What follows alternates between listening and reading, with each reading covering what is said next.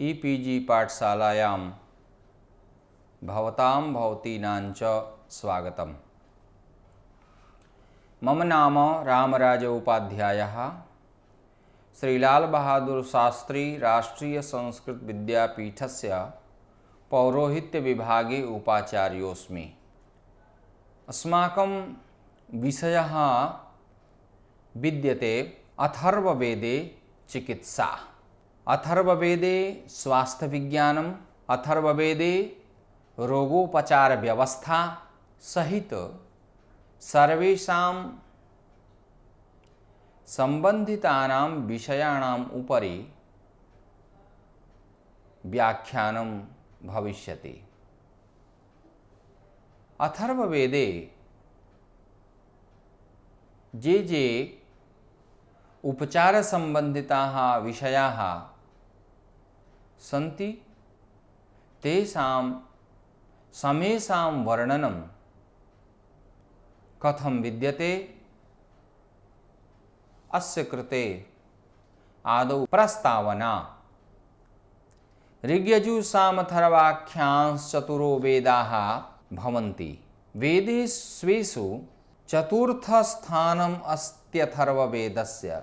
अस्य वेदस्य गृह्यसूत्रम् अस्ति कौशिकगृह्यसूत्रम्। कौशिकगृह्यसूत्रे यथा प्रतिपादिताः सन्ति गृह्यसंस्कारयुताः प्रक्रियाः तथा अन्येषु गृह्यसूत्रेषु न दृश्यन्ते। यतो हि अत्रास्मिन् वेदे चिकित्सा संबंधी विषयाः वर्णिताः सन्ति। अन्येषु वेदेषु इमे विषयाः तथा न प्रतिपादिताः सन्ति यथा अथर्ववेदे सन्ति। अथर्ववेदस्य चिकित्सा व्यवस्था अतीव सुदृढ़ा वर्तते। वैतानश्रौतसूत्रस्य वर्णने एवम् आगच्छत् अथर्ववेदस्य विषयः श्रौतयज्ञः नास्ति। अतः अस्याथर्ववेदस्य श्रौतसूत्रस्य ग्रन्थस्य आधारं कौशिकगृह्यसूत्रम् अस्ति। अर्थात् गृह्यसूत्रस्य रचनानन्तरं श्रौतसूत्रस्य रचना केवलम् अथर्ववेदे एव प्राप्यते।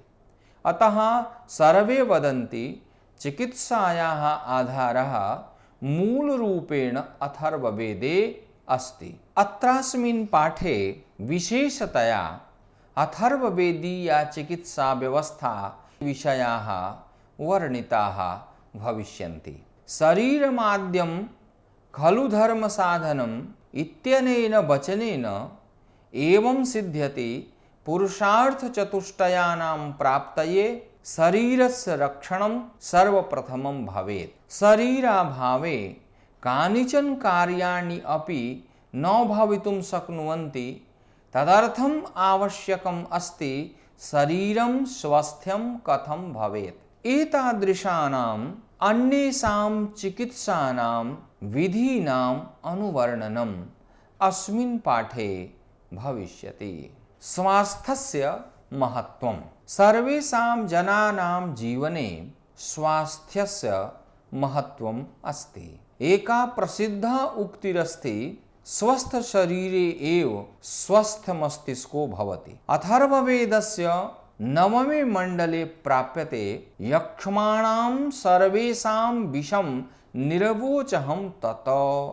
अर्थात् सर्वेषां रोगाणां विषं नष्टं भवेत् तदा एव शरीरः स्वस्थो भवति। अथर्ववेदे प्राप्यते यदस्नासि यत्पिबसि धान्यं कृष्यापयः इत्यादि।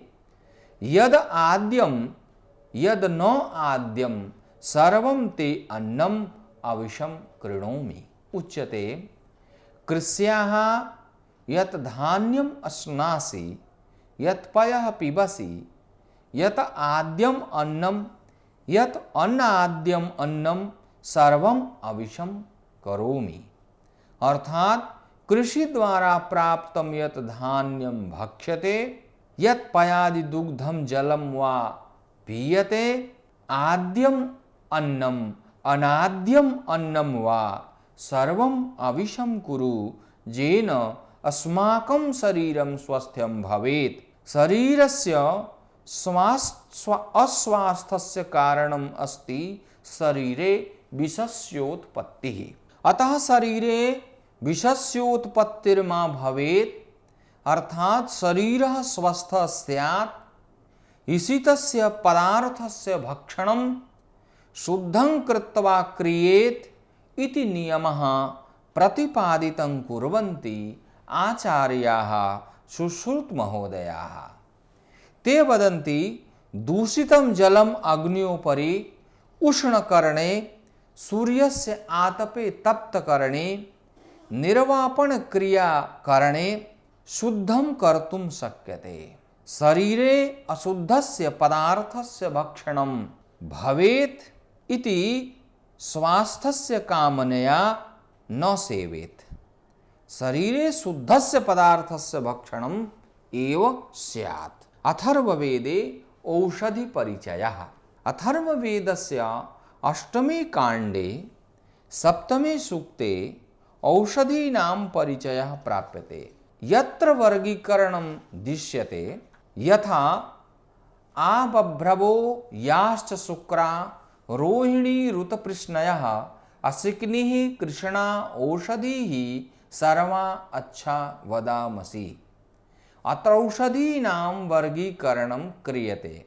या बभ्रवः बभ्रुवर्णयुता औषधि, या शुक्रा शुभ्रवर्णयुता औषधि, या रोहिणी अर्थात रक्तवर्णा औषधि, या पृष्णय अर्थात चित्र विचित्र वर्णयुता औषधि, या असिक्नी अर्थात नीलवर्णयुता, या कृष्णवर्णयुताश्च सर्वा औषधयः अच्छा वदामसि सम्यक् ज्ञानं कृत्वा आदेशं करोमि। अत्र षट्सु वर्णेषु औषधीः विभक्तं क्रियते। बभ्रुवर्णयुता, शुभ्रवर्णयुता, रक्तवर्णयुता, चित्रविचित्रवर्णयुता, नीलवर्णयुता, कृष्णवर्णयुताश्च। अत्र वर्णानुसारेण औषधीनां विवरणं जातम्। अग्रे वनस्पतिस्वभावानुसारेण औषधीनां विवरणं क्रियते। प्रस्तृणति स्तम्भिनीरेकशृङ्गाः प्रतन्वतिरोषधीरावदामसि। अंशुमतिः काण्डिनीर्जा विशाखा वयामि ते विरुधो वैश्वदेवीरुग्राः पुरुषजीवनी। अत्र प्रस्तृणति औषधि अर्थात मूलतः शाखासु फलदाः यथा दाडिमः। स्तम्भिनी औषधि अर्थात मूलतः एकैव स्तम्भरूपी वृक्षः यथा देवदारुः अशोकश्च। एकशृङ्गा एकमूला औषधि यथा अर्कः। प्रतन्वती औषधि अर्थात प्रस्तारिता मूलयुता औषधि यथा ब्राह्मी। अंशुमती औषधि अर्थात कंटकयुता औषधि यथा नागफणकटेल इत्यादयः। कांडिनी अर्थात कांडयुक्ता यथा सरकंडा इक्षु इत्यादयः। विशाखाः शाखाहीना खरजूर नारिकेलञ्च इमाः औषधयः समस्तदेवानां प्रभावैर्युक्ताः तीव्रगुणयुताः मनुष्याणां जीवनप्रदात्रयः वनस्पतयः सन्ति। अत्रौषधीन् प्रस्तृणति स्तम्भिनी एकशृङ्गा प्रतन्वती अंशुमती काण्डिनी विशाखा इत्यादिषु सप्तसु विभागेषु विभक्तः संजातः। अग्रे लिखते जीवलां नघारिषां जीवन्तीं औषधीमहम् अरुन्धतीं मुन्नयन्तीं पुष्पां मधुमतीमिह हुवे स्मा अरिष्टतातये। अत्र औषधीनां गुणानुरूपेण वर्णनं क्रियते। जीवलां जीवनदायिन्यौषधिः जीवन्तीं जीवनरक्षिका औषधिः नघारिषां नहानिकारकौषधिः अरुन्धतीं मर्मस्थलानां बलप्रदात्री उन्नयन्तीं उन्नतकर्त्री गुणयुताम् औषधिः पुष्पां पुष्पानां युता औषधि मधुमती मधुरसयुता औषधि च स्वीकरोमि। अनेन प्रकारेण अत्र सप्तविध औषधीनां विभागो दृश्यते। अत्र अथर्ववेदीय चिकित्साशास्त्रे स्वामी ब्रह्ममुनि परिव्राजक महोदयाः वर्गीकरणं कृत्वा प्रसिद्धनाम पूर्वकम् इत्थं लिखन्ति। अग्निः अत्र प्रसिद्धनाम अस्ति चित्रकचिता औषधि चित्रकचिता औषधि अस्या गुणधर्मः योनिदोषः गर्भसंस्रावः गर्भाशये हानिकरां कृमीणां विनाशिका अंगः अस्याः प्रसिद्धनाम बोल औषधिः गुणधर्मः ज्वर विनाशिका अजशृंगी अस्याः प्रसिद्धनाम मेढासिंही गुणधर्मः विषप्रभाव विनाशिका भूतोन्मादनाशिका च। अथर्ववेदे नामस्ति अदिति प्रसिद्धनाम पंचगव्यम गुणधर्मः सर्पविष विनाशिका वेदोक्तनाम अपामार्गः प्रसिद्धनाम चिड़चिड़ा इति गुणधर्मः मंदाग्नि अरुचिः ग्लानिः वमनं बन्ध्यात्वं प्रसिद्धनाम श्वेतपामार्गः संतानस्तंभनां वेदोक्तनाम अर्कः प्रसिद्धनाम आकड़ावा गुणधर्मः प्रजननेन्द्रिय वृद्धिकर्त्री वेदोक्तनाम अर्जुनकाण्डः प्रसिद्धनाम अर्जुन वृक्षः गुणधर्मः आनुवांशिक रोगाणां विनाशकः वेदोक्तनाम अश्वत्थ समित्थ प्रसिद्धनाम समीवृक्षयुतो पीपल वृक्षः गुणधर्मः गर्भस्थापनकारकः वेदोक्तनाम अश्वारः प्रसिद्धनामः कांसः गुणधर्मः सर्पविषबन्धकावरोधी वेदोक्तनाम असिन्की प्रसिद्धनाम नीलिनी गुणधर्मः श्वेतकुष्ठानां श्वेतकेशानां च विनाशिका वेदोक्तनाम अंजनम प्रसिद्धनाम सूरमा गुणधर्मः विषय भोगजन्य रोगाणां विनाशकः वेदोक्तनाम आसुरी प्रसिद्धनाम गौरसर्षपः गुणधर्मः गलितकुष्ठ नष्टकर्त्री वेदोक्तनाम इंद्रः प्रसिद्धनाम इंद्रायणः गुणधर्मः समस्तसर्पाणां विषनाशकः वेदोक्तनाम औक्षगन्धिः प्रसिद्धनाम वृष्यगन्धाबला गुणधर्मः विषतुल्यप्रभाव विनाशिका वेदोक्तनाम औदुम्बरमणिः गुणधर्मः प्रसिद्धनाम गूलरवृक्षः गुणधर्मः सन्ततिप्रदाता औषधि वेदोक्तनाम कन्या प्रसिद्धनाम बृहद इलायचिः गुणधर्मः सर्पविषनाशिका वेदोक्तनाम कल्याणी प्रसिद्धनाम मासपर्णी गुणधर्मः कामशक्तिवर्धिका वेदोक्तनाम कुष्ठः प्रसिद्धनाम पर्वतीयकुष्ठः गुणधर्मः शिरोरोग नेत्रान्ध्य रक्तदोष विनाशिका प्रसिद्ध वेदोक्तनाम केशवर्धिनी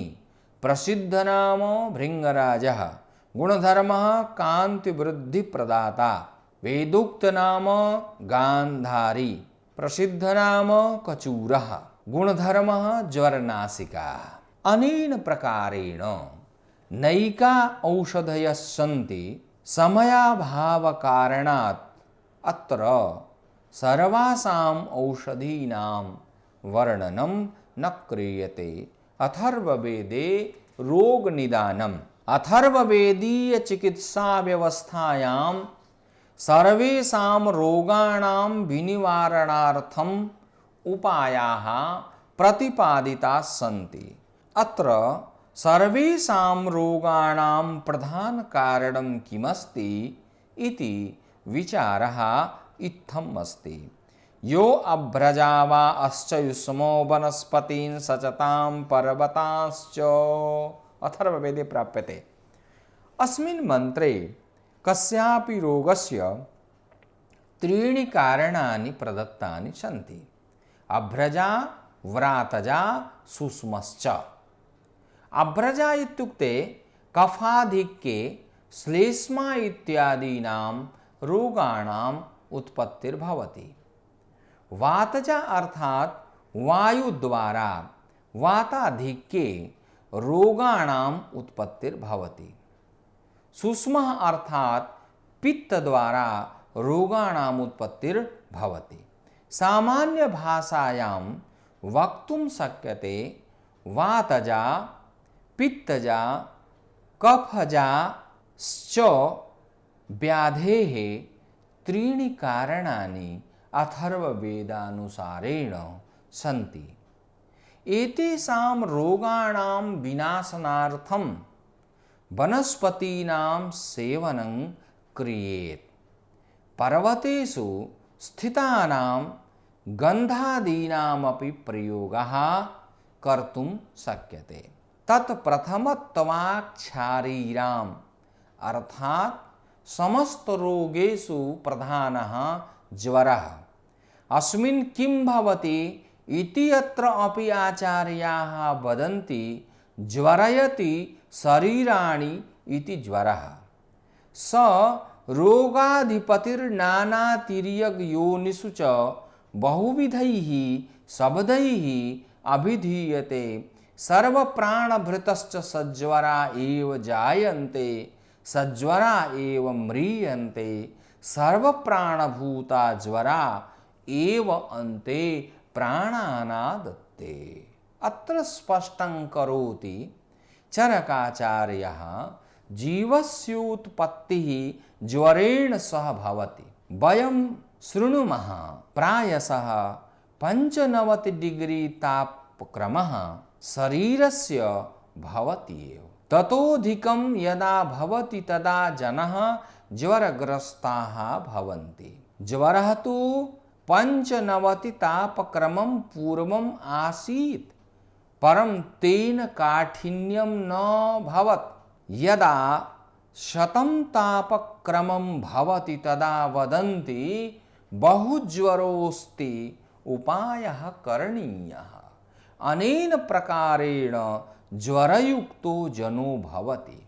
अथर्ववेदे ज्वरस्य बहूनि कारणानि प्रतिपादितानि सन्ति, परञ्च सर्वेषाम् अत्र वर्णनं न भवितुं शक्नोति। कानिचन कारणानि उक्तानि सन्ति। अथर्ववेदे एकः मन्त्रः प्राप्यते। ओको अस्य मूजवन्त ओको अस्य महावृषा यावज्जातस्तकमस्तावानशिवन्निके शून्योचरः। ओकः स्थानम्। अस्य ज्वरस्य मूजवन्तः बहुमूजवन्तप्रदेशे महावृषा अधिकवृष्टिः यावत् यावत् तावत् तावत् जातः जन्मः तावत् तावत् वह्निकेषु आच्छादितस्थलेषु न्यूचरः नित्यसंगतिः। अत्र ज्वरोत्पत्ति मूजयुक्ते अथवा तृणवर्धिते क्षेत्रे, बहुवृष्टियुक्ते क्षेत्रे, वायुबाधिते क्षेत्रे, सूर्यरश्मिबाधिते क्षेत्रे च भवति। ऋतुज्वरोऽपि भवति। ऋतुपरिवर्तनं यदा भवति तदा तदनुकूलं शरीरस्य तापक्रमः भवेदेतदर्थं ऋतुज्वरो भवति ज्वरस्य बहूनि लक्षणानि सन्ति अत्र एकस्मिन्नेव मन्त्रे ज्वरस्य लक्षणं प्रतिपाद्यते अग्नेरिवास्य दहत एति सुषुमिण उतेव मत्तो विलयन्नपायते अन्यमसमादिक्षतु कञ्चिद्व्रतस्य पूर्वधाय नमो अस्तु तक्मने। अग्निरिवायं ज्वरः दहनं कुर्वन् आगच्छति मत्तः इव विलपन् गच्छति यथा मदमत्तगजराजः चित्कारं कृत्वा गच्छति तदा गच्छत्ययं ज्वरः अथवा अपकारं कृत्वा शरीरे प्रसरति अस्य प्रसरणं तस्मिन् शरीरे अधिकं भवति यस्मिन् अव्रतो भवति। अव्रत इत्युक्ते असंयमः अनियमो वा तापरूपी असमयी ज्वराय न भवेत्। अनेन प्रकारेण अथर्ववेदे बहवः सम्बन्धिताः मंत्राः सन्ति सर्वेषाम् अत्र वर्णनं न भवितुं शक्नोति। अथर्ववेदे चिकित्सा विधानम् रोगाणां विनाशनार्थं चिकित्सा क्रियते येन कर्मणा रोगाणां विनाशः स्यात् तस्य कर्मणः सम्पादनं चिकित्सा। शरीरं व्याधि मंदिरम् इति लिखितमस्ति। अस्मिन् शरीरे विविधानां रोगाणाम् उत्पत्तिर्भवितुं शक्नुवन्ति परञ्च तेषां रोगाणां विनाशनार्थं चिकित्सा क्रियते। चिकित्सायाः बहुविधयः सन्ति तेषु किञ्चित् अत्र प्रतिपादिताः सन्ति। अथर्ववेदे आश्वासन चिकित्सा चिकित्सा व्यवस्थासु प्रथमा व्यवस्था अस्ति आश्वासन चिकित्सा। अस्मिन् चिकित्सकः आश्वासनं ददाति रुग्णान् जनान्। अनया चिकित्सया लाभो भवति न वा इति अत्र विचार्यते। सो अरिष्टं न मरिष्यसि न मरिष्यसि मा बिभेः न वै तत्र म्रियन्ते नोयन्तधमं तमः। अस्मिन् मन्त्रे चिकित्सकान् निर्देशः अस्ति। चिकित्सको वदति तमरुजः शीघ्रं दूरं गमिष्यति तमरुजः साध्यम् अस्ति असाध्यं नास्ति चिन्तां मा कुर्वन्तु भययुक्तं मा भवन्तु त्वं न मरिष्यसि रोगस्यास्य दुःखं शीघ्रं विनश्यति विश्वसन्तुमहं शीघ्रं रोगमुक्तं करिष्यामि। अनेन प्रकारेण कथनेनापि रोगीजनानां मस्तिष्के परिवर्तनं भवति। रुग्णावस्थायां रोगीजनः सदैव रुजस्यैव चिन्तनं करोति। तेन चिन्तनेन तस्य मनः अधिकाधिकं रुग्णं भवति। यदा एवं चिन्तयति अहं शीघ्रं स्वस्थं भविष्यामि तर्हि तस्य मनः स्वस्थः भविष्यति। अस्य प्रभावः शरीरोपर्यपि भवति। एतावता आश्वासनम् इत्यस्ति प्रथमा चिकित्सा। अथर्ववेदस्य एकस्मिन् मन्त्रे स्ति यदि क्षतायुर्यदि वा परेतो यदि मृत्योरन्तिकं नीत एव अर्थात् यदि त्वं क्षतायुरसि तदपि चिन्तां मा कुर्वन्तु अहं मृत्युसमीपत अपि नयामि रोगी जनान्।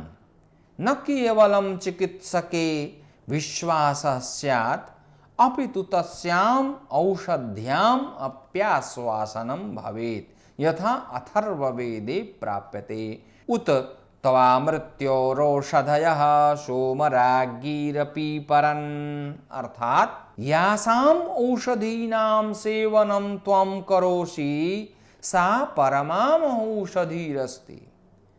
जीवन तत्व प्रदायिनी इयम् औषधी विद्यते महारसायनम् अस्ति। शीघ्रातिशीघ्रं रोगमुक्तो भूत्वा त्वं स्वकीये कार्ये प्रवृत्तं भवितुं शक्नोति। अनेन प्रकारेण आश्वासनस्य अन्ये मंत्राः अपि प्राप्यन्ते, यथा आहारशमविदं त्वा पुनरागाः पुनर्नवः, सर्वांगं सर्वं ते चक्षुः सर्वम् आयुश्च ते विदं, हस्ताभ्यां दशशाखाभ्यां जिह्वा वाचः पुरोगपि, अनामयित्नुभ्यां हस्ताभ्यां ताभ्यां त्वाभिमृशामसि, अंगभेदो अंगज्वरो यश्च ते हृदयामयः, यक्ष्मः स्वेनैव प्राप्तदवाचाषाढपरस्तराम्। अथर्ववेदे उपचार चिकित्सा। आश्वासन चिकित्सा द्वारा चिकित्सकः रुग्णजनस्य मनः स्थिरं करोति, यदहं शीघ्रं स्वस्थं भविष्यामि। उपचार चिकित्सार्थं मंत्रः प्राप्यते। आवतस्त आवतः परावतस्त आवतः अहीव भौमानुगा मा पूर्वाननुगाः पितरी नृषुं बधनामि ते दृढ़म्। अस्मिन् मन्त्रे उपचारस्य नियमो विद्यते। रोगिणां निकषा सम्बन्धिनः दूरस्थ सम्बन्धिनश्च तस्य पार्श्वे परिचर्यां कुर्वन्ति। अनेन रुग्णः जनः सुखम् अनुभवति, स सुखेन सर्वं वक्तुं शक्नोति, तस्य मनसि तोषो भवति। अयम् अस्ति अस्माकं पुत्रः, आत्मीयः अस्ति, अस्माकं कल्याणार्थम् एव यतते माता यतते पिता जामि भ्राता च सर्जतः, प्रत्यक्षेवस्वभेखजं जरदिष्टिं कृणोमि त्वाम्। रोगिणां पार्श्वे माता पिता भ्राता भगिनी च भवेयुः। अनेन रुग्णः जनः अतीव सन्तुष्टं भूत्वा औषधि सेवनं करिष्यति। अथर्ववेदे तु लिखितम् अस्ति, एते एवं स्वकीयेन हस्तेन औषधि निर्माणं करिष्यन्ति। तत् कारणम् अस्ति, एते औषधि निर्माण समयेपि चिन्तनं करिष्यन्ति, अस्माकं पुत्रः पतिर्वा स्वस्थो भवेत्। तस्य चिन्तनस्य प्रभावः औषध्याम् अपि आगच्छति। तस्य औषधेः सेवनेन रुग्णः जनः स्वस्थः भवितुं शक्नोति। सूर्यकिरण चिकित्सा। सूर्यकिरणैः चिकित्सा व्यवस्था विषये अथर्ववेदे विधानं प्राप्यते।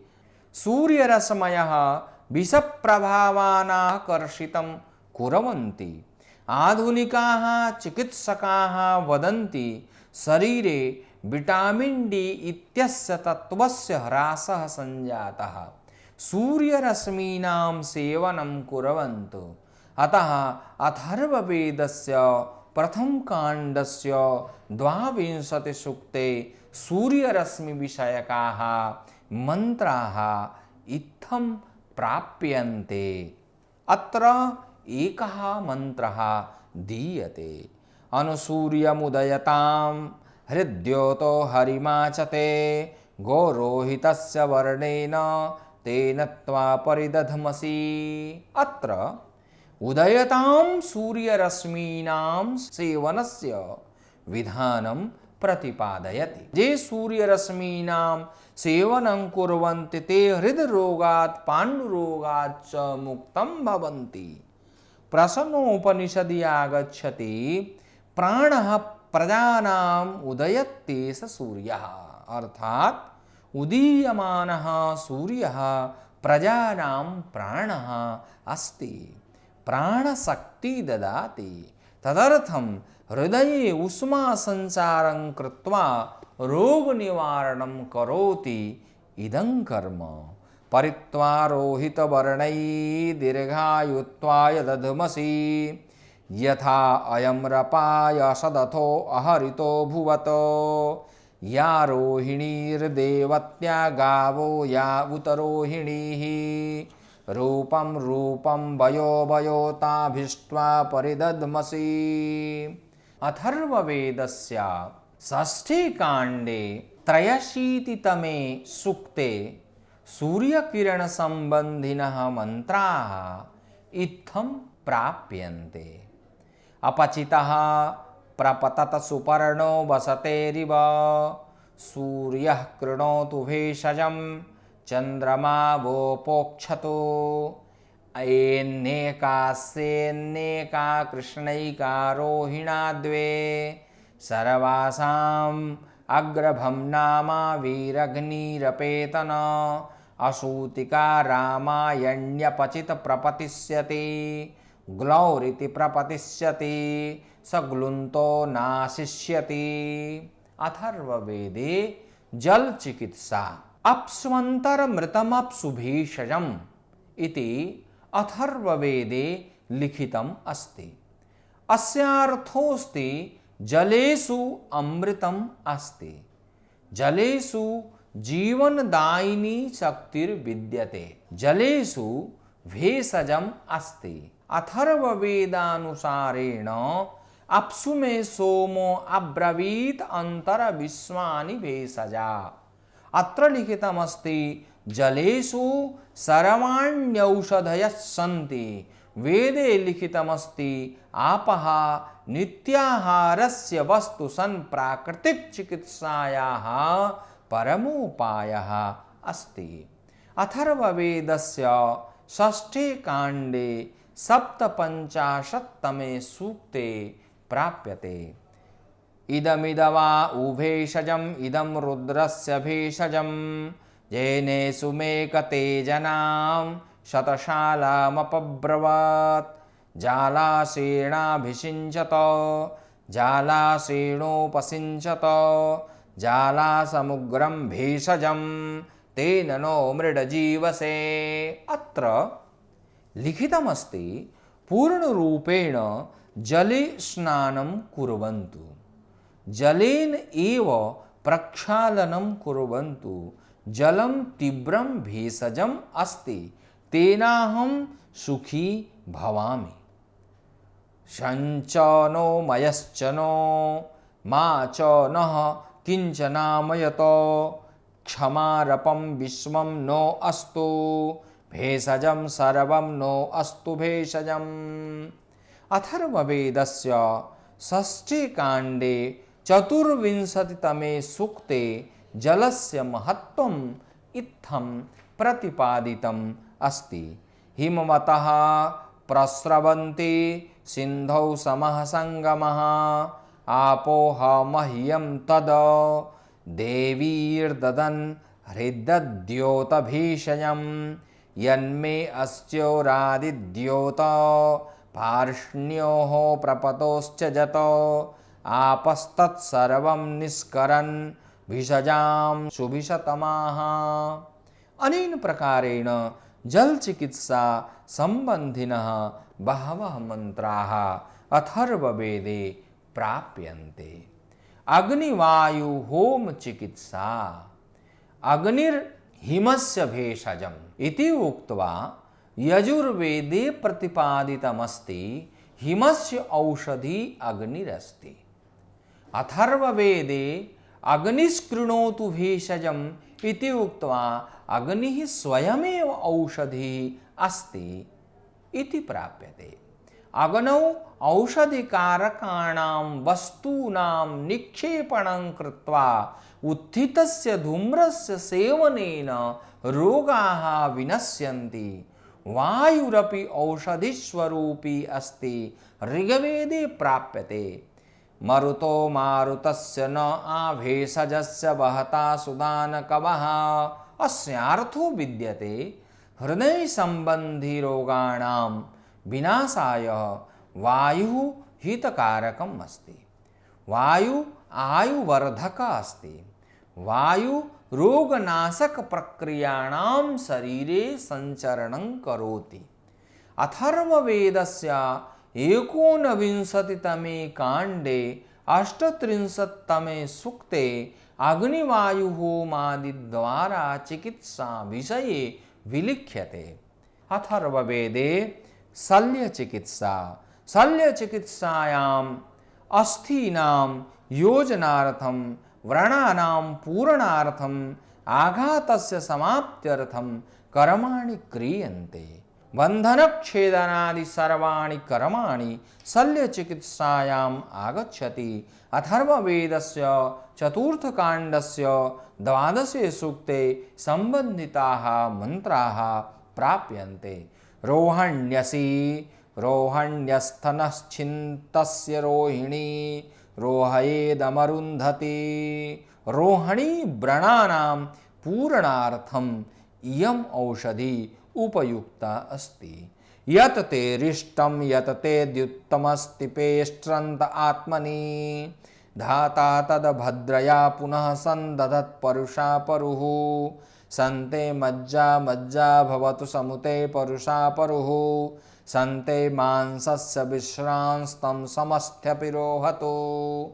अथर्ववेदे कृमिचिकित्सा शरीराङ्गेषु कृमीणाम् आक्रमणं मा भवेत् एतदर्थं कृमिचिकित्सा क्रियते। अत्र अथर्ववेदस्य 5म काण्डस्य 23तमे सूक्ते 29तमे सूक्ते च कृमिचिकित्सा विषयकाः मन्त्राः प्राप्यन्ते। यथा यो अस्यौ परिसर्पति यो नासे परिसर्पति दत्तां यो मध्ये गच्छति तं कृमिं जम्भयामसि। स्वरूपौ द्वौ विरूपौ द्वौ कृष्णौ द्वौ रोहितौ द्वौ बभ्रुश्च बभ्रुकर्णश्च गृधः कोकश्च ते हताः। ये कृमयः शितिकक्षा ये कृष्णाशिति बाहवः ये के च विश्वरूपास्तान् कृमीन् जम्भयामसि। अथर्ववेदे रोगचिकित्सा अथर्ववेदे शरीरस्याङ्गानामनुसारेण चिकित्सा व्यवस्था प्रतिपादिता सन्ति। यथा केश संबंधितानां रोगाणां चिकित्सा शिरोरोग चिकित्सा मानसिक रोग चिकित्सा क्रोध चिकित्सा मोह शोक चिकित्सा ईर्ष्या दोष रोग चिकित्सा निद्रा रोग चिकित्सा उन्माद रोग चिकित्सा भूतोन्माद रोग चिकित्सा नेत्र रोग चिकित्सा अपस्मार रोग चिकित्सा कांस रोग चिकित्सा अपची गंडमाला चिकित्सा हृदय रोग चिकित्सा श्वास रोग चिकित्सा राजयक्ष्मा रोग चिकित्सा अग्निमांद रोग चिकित्सा इत्यादयः सन्ति। अथर्ववेदस्य षष्ठकाण्डस्य 37 सूक्ते विविधाः मन्त्राः प्राप्यन्ते। अनेन प्रकारेण अथर्ववेदे विपुला चिकित्सा व्यवस्था प्राप्यते। चिकित्सायाः प्रादुर्भावकः अस्त्ययम् अथर्ववेदः। मानवस्य शरीरः कथं स्वस्थं भवेत् स्वास्थ्य संबंधिताः सर्वे मूलभूत विषयाः अस्मिन् वेदे प्राप्यन्ते। अतः जनानां कृते आवश्यकम् अस्ति शरीरं स्वस्थं भवेत्। तदभावे धर्मार्थकाममोक्षादि पुरुषार्थ चतुष्टयानां प्राप्तिः न भवितुं शक्यते। शरीरमाद्यं खलु धर्म साधनम् इति स्मृति ग्रन्थेषु प्रतिपादितम् अस्ति। एतावता शरीरः प्रथमं साधनम् अस्ति। अनेन कारणेन प्रथमं साधनं स्वस्थ्यं भवेत् पुष्टं भवेत्। तस्मात् तस्य आधारोपर्येव अन्येषां पुरुषार्थ चतुष्टयादीनां प्राप्तिः भविष्यति इति उक्त्वा अहं विरमामि। धन्यवादः।